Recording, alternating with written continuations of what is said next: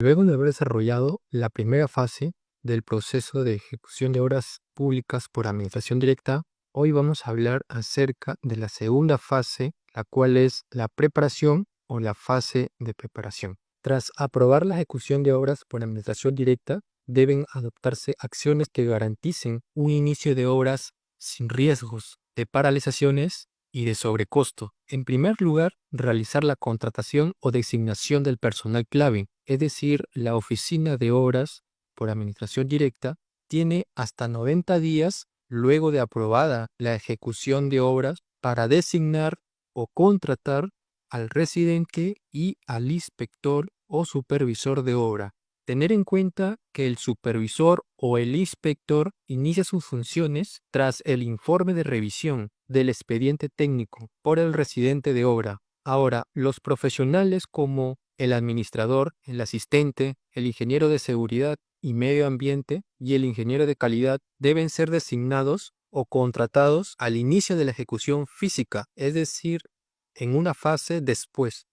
mas no en esta fase. La designación de estos profesionales deberán ser según los perfiles exigidos y al tipo de categoría de la obra, según la Directiva de Ejecución de Obras por Administración Directa. En segundo lugar, realizar un informe de revisión y de evaluación del expediente técnico, es decir, el residente de obra, luego de su designación, debe tener en cuenta que deberá presentar un informe de revisión y evaluación del expediente técnico. Para presentar ese informe de revisión y evaluación del expediente técnico, el residente de obra deberá tener en cuenta los siguientes plazos. Si la obra cuenta con un plazo de ejecución de menor o igual a 120 días calendarios, el residente de obra tiene 15 días calendarios desde su designación para presentar el informe de revisión y evaluación del expediente técnico. Ahora, si la obra cuenta con un plazo de ejecución mayor a los 120 días calendarios, el residente de obra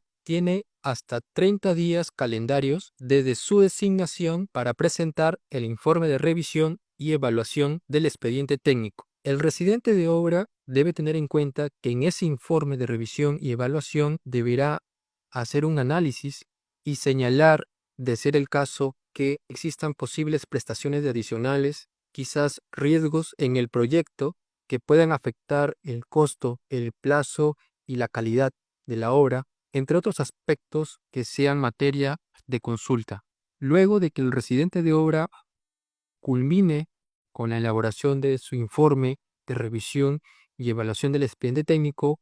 este lo deriva al supervisor o inspector de obra, y el supervisor o inspector de obra también tiene plazos que debe tener en cuenta al momento de elevar el informe de revisión y evaluación del expediente técnico a la oficina de obras por administración directa de la entidad, adjuntando su evaluación, pronunciamiento y verificaciones propias realizadas como supervisor o inspector. Si la obra cuenta con un plazo de ejecución menor o igual a 120 días calendarios, el supervisor o inspector de obra tiene hasta 7 días calendarios desde la recepción del informe de revisión y evaluación del expediente técnico del residente de obra para presentar su propio informe de revisión y evaluación del expediente técnico de obra. Si la obra cuenta con un plazo de ejecución mayor a los 120 días calendarios, el supervisor o inspector de obra tiene hasta 10 días calendarios desde la recepción del informe de revisión y evaluación del expediente técnico del residente de obra para presentar su propio informe de revisión y evaluación del expediente técnico. Si el residente de obra detecta y consigna en su informe que durante la ejecución podrían producirse incrementos en el costo total de la obra superiores al 15% debido a modificaciones, deficiencias en la cotización de precios o quizás otras causas técnicas o económicas, y a la vez el supervisor o el inspector confirma el posible sobrecosto en su informe. Este último, que es el supervisor o inspector, solicita a la vez a la oficina de obras por administración directa que se reformule el expediente técnico. Entonces, al reformular el expediente técnico, ya no se puede continuar con la aprobación original de la obra, sino que se debe realizar un nuevo trámite de aprobación de la modalidad de ejecución por administración directa. Es decir, reinicia nuevamente todas las fases del proceso de ejecución de obra siguiendo lo establecido en la directiva. Tengamos en cuenta que existen plazos de vigencia y actualización que debe cumplir un expediente técnico de obra. Es decir,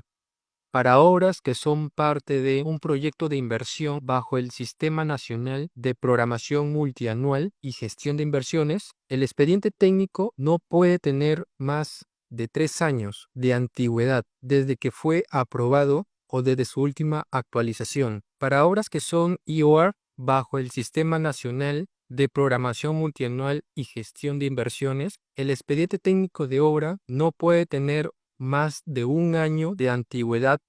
desde su aprobación o actualización. Ahora,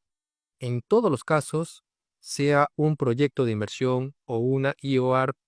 como lo mencionamos anteriormente, el presupuesto del expediente técnico de obra debe tener precios actualizados con una antigüedad no mayor a los 9 meses. En tercer lugar, se debe realizar un plan de abastecimiento, es decir, requerimiento de bienes, servicios y personal obrero. Es decir, para elaborar este plan de abastecimiento, el residente de obra debe tener en cuenta que cuenta con plazos para presentarlo. Es decir, una vez que el residente de obra tenga conocimiento de la opinión favorable del supervisor o inspector de obra sobre la revisión del expediente técnico, el residente de obra tiene un máximo de 7 días calendarios para elaborar el plan de abastecimiento de obra. Ahora, este plan de abastecimiento debe contemplar la provisión de bienes, la provisión de servicios, la provisión de personal, incluyendo al personal clave faltante. Todo esto debe estar alineado con los calendarios del expediente técnico aprobado. Una vez elaborado el plan de abastecimiento, el residente de obra lo eleva al supervisor o inspector de obra y éste lo revisa y emite su opinión elevándolo a la entidad, específicamente a 3 oficinas, de las cuales son a la oficina de obras por administración directa, al órgano encargado de las contrataciones y a la oficina de personal de la entidad, teniendo en consideración que en este plan de abastecimiento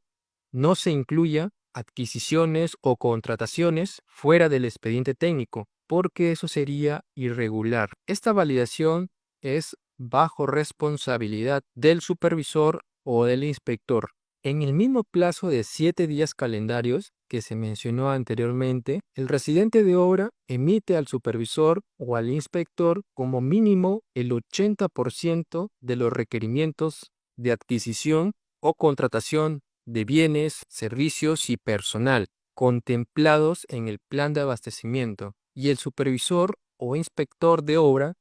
emite su opinión elevándolo a la oficina de obras por administración directa, indicando a la vez el porcentaje del 80% mínimo requerido y mencionado anteriormente. En cuarto lugar, se debe realizar también la contratación o adquisición de los bienes, servicios y personal obrero. Es decir, que la entidad, a través de sus órganos competentes y dentro de los 60 días calendarios siguientes al emitido por los profesionales, el 80% de los requerimientos de adquisición o contratación de bienes, servicios y personal contemplados en el plan de abastecimiento de obra. Esas adquisiciones o contrataciones deben asegurar que la obra tenga materiales, servicios y personal suficiente para ejecutar como mínimo las partidas correspondientes a los primeros 30 días de trabajo. En otras palabras, la obra no puede iniciar a ciegas ni a medias. Se debe garantizar que el arranque tenga un respaldo real Asimismo, es necesario decir que la entidad no puede comprar ni contratar nada que no esté previsto en el plan de abastecimiento de obra. Los contratos u órdenes de compra o servicios deben indicar los plazos de entrega o ejecución y que estén alineados exactamente a lo que dicen en el plan de abastecimiento de obra. Ahora, si durante la ejecución ocurre una modificación, entonces los plazos de esos contratos u órdenes también deben ajustarse formalmente. Dentro de otras responsabilidades por parte del residente y también del inspector o supervisor de obra,